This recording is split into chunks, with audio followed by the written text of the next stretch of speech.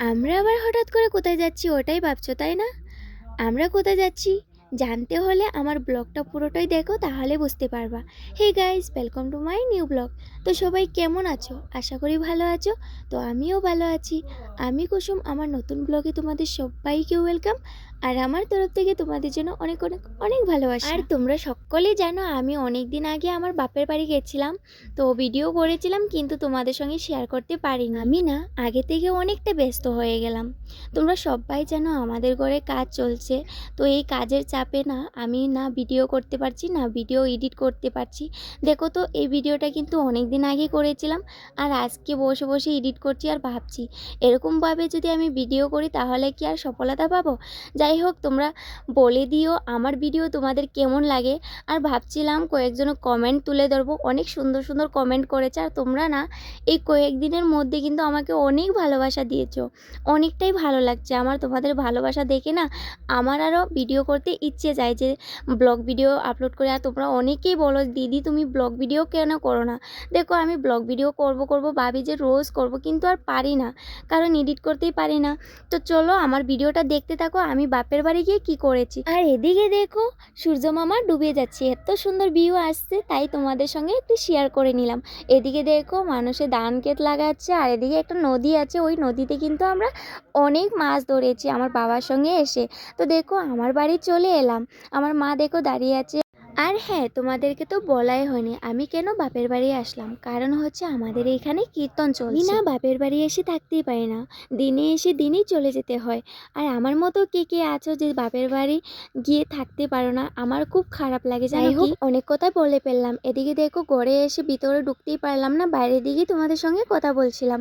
এদিকে আমার নাকে যে এত ধুলা ঢুকেছে, নাকটা এত জ্বলছে, মনে হয় সর্দি হয়ে যাবে। আমার না পানিতে সর্দি লাগে না, কিন্তু ধুলাতে সর্দি লাগে। এদিকে দেখো আমার সঙ্গে এটা কি হয়ে গেল।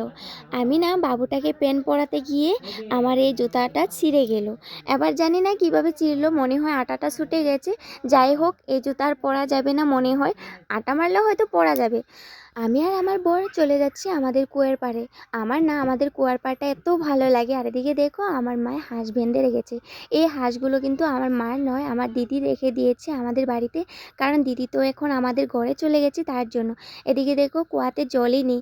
তো আমার না এই জায়গাটা এত ভালো লাগে। আগে যখন ছোট ছিলাম স্নান করতাম তখন না কুয়ার পাড়ে বেশিরভাগ বসে থাকতাম। এই জায়গায় বসে বসে আমরা সব মেয়েরা আড্ডা মারতাম। দেখো কুয়াতে বালতি পালিয়েছি, হয়তো আমি উঠাতে পারবো কিনা অনেকটা ভয় খেয়ে গেছিলাম। মানে অনেক দিন ধরেই তো আমি জল উঠাই না কুয়া থেকে, আমাদের ঘরে তো মোটর সুইচ দিলেই জল ওঠে।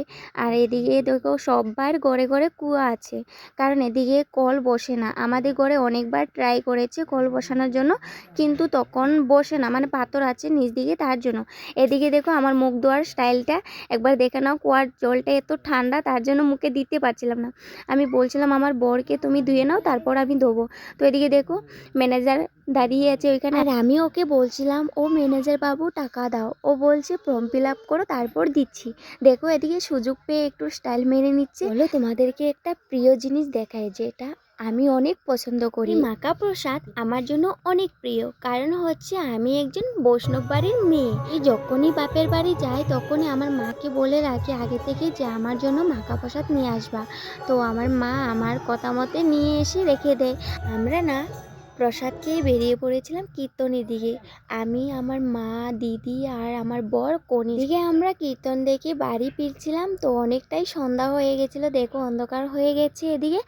আর আমি আর আমার বর পিছন দিকে রয়ে গেছিলাম, ওরা সামনের দিকে চলে গেল। তো আমার বরকে আমি কিছু কথা বলছিলাম এখানে। আগে যখন আমরা মেয়ে ছিলাম এই রাস্তা দিকে আমরা সন্ধ্যা হলে না অনেকটাই ঘুরতাম, আর এখন আমার ভালো লাগে না। ওটাই বলছিলাম আমার বরকে, ছোটোবেলা অনেকটাই ভালো লাগতো, এখন দেখো জায়গাটাই চেঞ্জ হয়ে গেছে, অনেকটাই পরিবর্তন হয়ে গেছে। যাই হোক, অনেক কথা বলে ফেললাম, তাই আমি আর আমার বর হেসে হেসে এদিকে হেঁটে হেঁটে যাচ্ছিলাম আমাদের বাড়ি। আর এদিকে বক বক করে যাচ্ছিলাম, ও খালি শুনতেই ছিল। আমি যখন ছোট ছিলাম এই ছোটোবেলার কথাগুলো ওকে বলছিলাম, মুখ বন্ধ করে কানকুলা রেখে শুনেই যাচ্ছিল। এদিকে দেখো সন্ধ্যা প্রায় বাজে 6টা, এদিকে রেডি হয়ে গেলাম আমরা।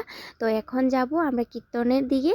তো ওইখানে পুজো করব। আমরা না সবাই এখন চলে যাচ্ছি, সবাই বলতে আমি, আমার মা, কনিস, তারপর আমার বর, আমার বোন। আর হ্যাঁ, তোমাদেরকে তো দেখানোও হয়নি, আমার বোনও কিন্তু আমাদের ঘরে আছে। ওকে ক্যামেরার সামনে নিয়েই আসেনি আজকে। যাই হোক, এবার দেখতে পারবা ওকে। তো চলো যাওয়া যাক। এদিকে দেখো চলে এলাম, আর আমি হাতে দেখো টাকা, এই টাকাগুলো আমি গনে গনে আমার বরের হাত থেকে নিচ্ছিলাম। তো এটা আমি দানপত্র দেব, তার জন্য বাবুকে দিয়ে দেওয়া। বলেছিলাম না তোমাদেরকে, আমার বোনকে এবার দেখতে পারবা। এই তো দেখো ও তিলক চন্দন লাগাচ্ছে। তো আমরা এখানে এখন পুজো করব, তারপর আমরা আবার ঘরে চলে যাব।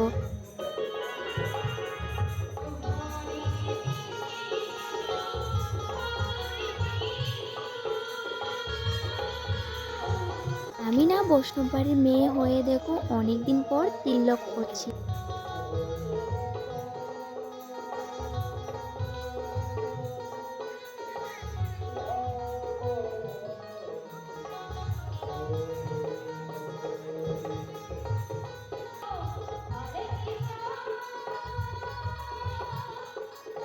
আমি আমার মা মিলে দেখো এদিকে ধূপ জ্বালাচ্ছিলাম। তো এখন সন্ধ্যা আরতির টাইম হয়ে যাচ্ছিল, তো এদিকে ঠাকুরের দরজা বন্ধ করে দিবে বলছিল, তার জন্য ধূপটা জ্বালিয়ে নিলাম। দানপত্র দেওয়ার জন্য টাকাগুলো রেখেছিলাম, এখন বাবুটাকে ভাঁজ করে করে দেবো দানপত্র ভরিয়ে দেওয়ার জন্য। এদিকে দেখো আমি ভাঁজ করে দিচ্ছিলাম, ও ঢুকিয়ে ঢুকিয়ে আবার ভিতর দিকে দেখছে পড়ছে কি না। ও খুব ভালো পেয়েছিল তখন। আমি না তার কাণ্ড দেখে হাসি পাচ্ছিল, কিন্তু হাসতেও পারছিলাম না। আর এখন আমি ভিডিও এডিট করছি, এখন আমার হাসি পাচ্ছে। এখন তো হাসতে পারবো তাই না, তখন তো হাসতে পারছিলাম না। তো এদিকে দেখো বাবুকে টেনে নিয়ে গেল মা প্রণাম করার জন্য। তো ওর জন্য এই পুজোটা হচ্ছে। এদিকে দেখো আমিও প্রণাম করে নিলাম, বোন দাঁড়িয়ে আছে। অনেকেই বলি কোথায় গেলে শান্তি পাবো। কারো যদি শান্তির দরকার থাকে তাহলে তোমরা মন্দিরে গিয়ে অনুভব করতে পারো শান্তিটা। আমি না প্রণাম করে উঠে বসেই ছিলাম অনেকক্ষণ ঠাকুরের মুখের দিকে তাকিয়ে। এবার আমরা ঘরে চলে যাব, খাওয়া দাওয়া করে আবারও কীর্তন দেখতে আসবো। আমরা ঘরে গিয়ে খাওয়া দাওয়া করে রেডি হয়ে আবারও চলে এলাম কীর্তনে। এবার বলো আমাকে কেমন লাগছে। আমি কিন্তু ঘর থেকে শাড়ি আনিনি, আমার মা বলেছে এই শাড়িটা পরে নে, তাই আমি পরে নিলাম। দেখো তো এবার শাড়িটা পরে আমাকে কেমন লাগছে, তোমরা কিন্তু কমেন্টে জানিয়ে দিও। আমি আমার ক্যামেরা ধরিয়ে দিয়েছিলাম আমার বরের হাতে, তার জন্য আমি একটু অ্যাক্টিং করে নিয়েছিলাম। এদিকে দেখো পিছন দিকে অনেক লোক আছে, আর আমরা কিন্তু অনেক রাতের দিকে গেছিলাম কীর্তনে। এদিকে দেখতে পাচ্ছ অনেকটাই ভিড়, পুরো জায়গা আর খালি নেই। আর এমনিও আমরা কিন্তু আগে থেকে যখন মেয়ে ছিলাম তখনও কীর্তন আসলে ভিতর দিকে বসতাম না, বাইরের দিকে দাঁড়িয়ে দাঁড়িয়ে কীর্তন দেখতাম। এখানে দেখো সবাই আমার বোন, তো আমার বোনকে তো তোমরা চিনোই। আর এখানে আরও দুইটা বোন আছে, তো ওরা একসঙ্গে গল্প করছে। আমরা না আসলাম কিন্তু কীর্তন দেখতে। কীর্তন আর দেখছি কোথায়, এদিকে দেখো ফটো মারা, ভিডিও শ্যুট করা, তারপর আড্ডা মারাই হচ্ছে। আর ওকে দেখতে পাচ্ছ এত হাসছে যে, ও হয়েছে আমার বান্ধবী, ওরও বিয়ে হয়ে গেছে।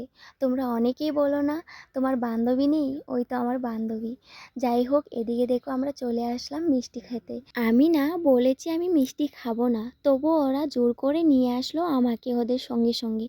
এখানে এসে দাঁড়িয়ে দাঁড়িয়ে আমি ভিডিও করছি, বলছি তোমরা মিষ্টি খেয়ে নাও, আমি খাবো না। বোন বলছে খেয়ে নে একটু, আমি বলছি না তোরা খা। তারপর কি হলো দেখো একবার, আমি যে এত জোর করছি যে মিষ্টি খাবো না আমি, তবু আমাকে খেতেই হলো। তো আমার বর বলছে আরও দিতে লাগে, আমি বলছি না আমি খাবো না। এদিকে দেখো আমার বর খাইয়ে দিচ্ছে আমাকে, আমি আর কি করব, ভালোবেসে খাইয়ে দিচ্ছে, খেয়ে নিলাম। যাই হোক, খুব মিঠা তো, তার জন্য রাতের দিকে খেতে ইচ্ছে করছিল না। আমি না আগে যখন কোনো প্রোগ্রামে, মেলাতে বা বিয়েবাড়িতে যেতাম তখন কিন্তু ভিডিও করতে পারতাম না, অনেকটাই লাজ লাগতো। আর এখন দেখো আমার ভিডিও করে করে অভ্যাস হয়ে গেছে, এত লজ্জা লাগে না এখন। যাই হোক, এদিকে দেখো আমরা চলে এলাম কৃষ্ণলীলা দেখতে, তোমরাও একটু দেখে নাও।